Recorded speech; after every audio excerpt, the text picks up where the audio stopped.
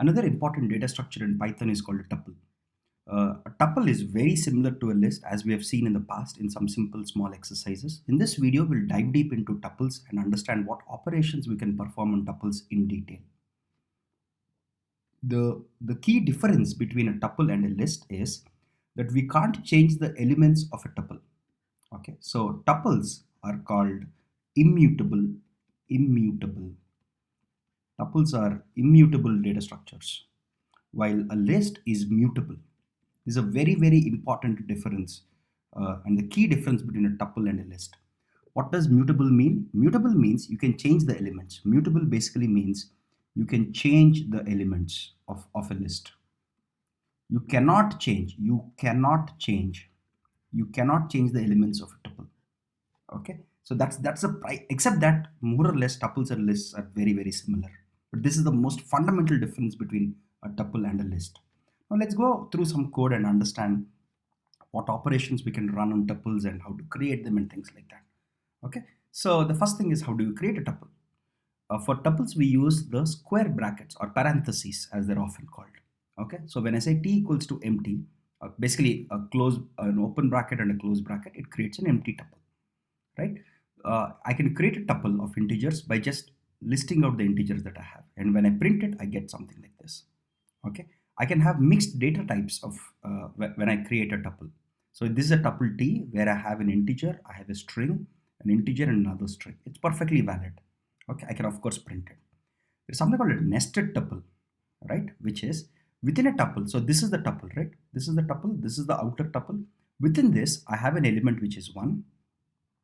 I have the second element which is a tuple itself, and my third element is a list, right? So this is the list, this is a tuple, and this is a simple element, right? So if I print it, I actually get it like this. I get the first element as an element, a single element, the second one as a list, the second one as a tuple, the third one as a list. So this is called a nested tuple. This is called a nested tuple because it has tuples in a tuple and it has lists in a tuple, right? So having learned this basic concept, now let's do something interesting. Okay, so let's assume I create a tuple t with just one word here, Satish, one of our engineers here. And if I just put it here, if I just put it in a parenthesis, when I say what is the type of t, it actually tells me that it's a string, not a tuple, even though I used the parenthesis.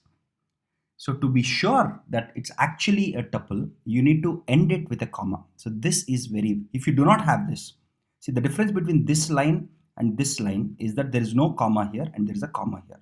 That is the only difference. If you do not put a comma here at the end, Python will think that it's basically a string. Okay, if you put a comma, it knows that it's actually a tuple. So when you say type of this, you get tuple. Actually, you need not even use the parentheses. So if you write your t as this, okay, Python immediately understands, because there is a comma here, Python immediately understands that it's actually a tuple.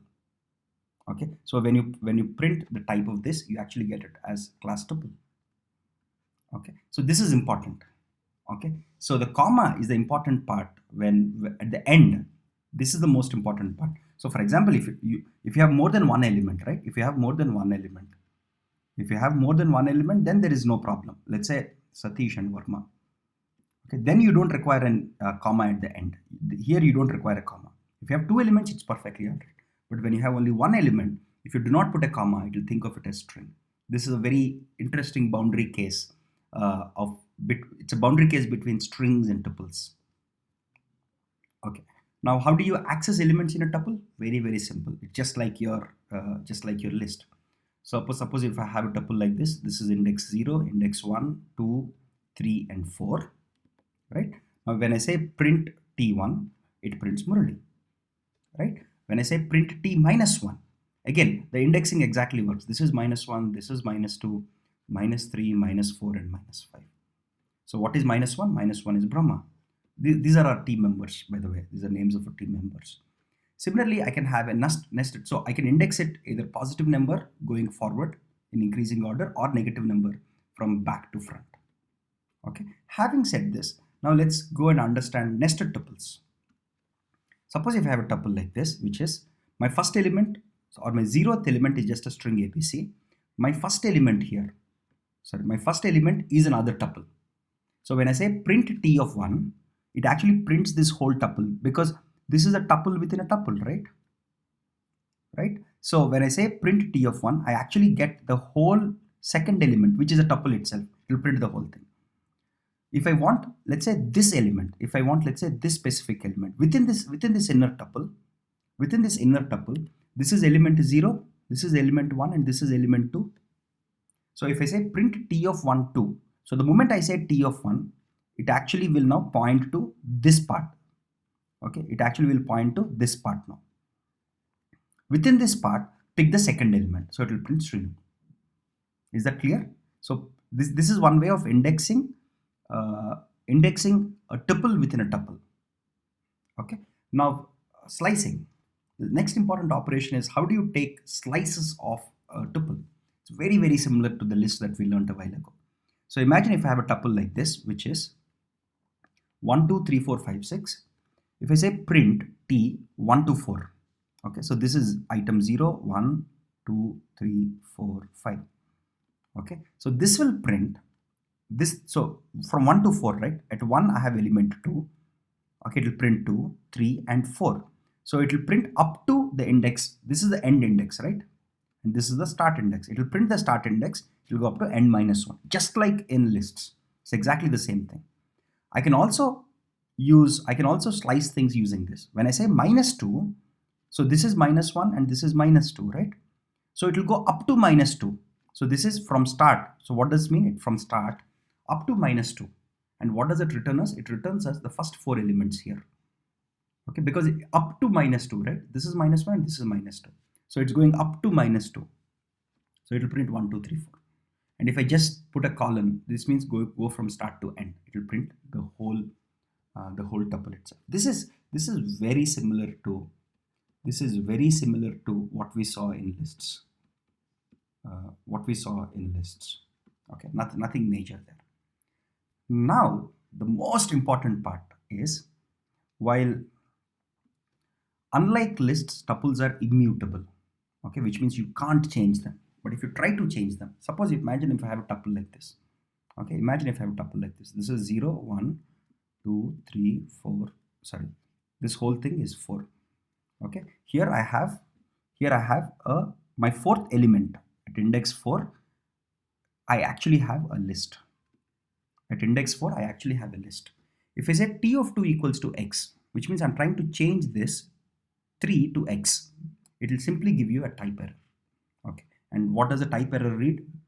Type error reads tuple object does not support item assignment, which means it won't let you assign an item. That's important. Now there is a small catch to this, which is very, very important. Now, instead of modifying my tuple, if I modify my list here, which is inside a tuple. So this is index 0, index 1, 2, 3, 4, right? If I say T41 equals to Satish, what does it mean whenever I say T4? T4 basically means it is referring to this list. In this list, I want to change the first element. Okay, it will let you do that. So if I change this and if I print, it will not give you an error. It will change the 6 to Satish. It lets you do that because a list is mutable. Because a list is mutable. If an element within a tuple is mutable, like a list, it will let you change it. That's an important distinction here.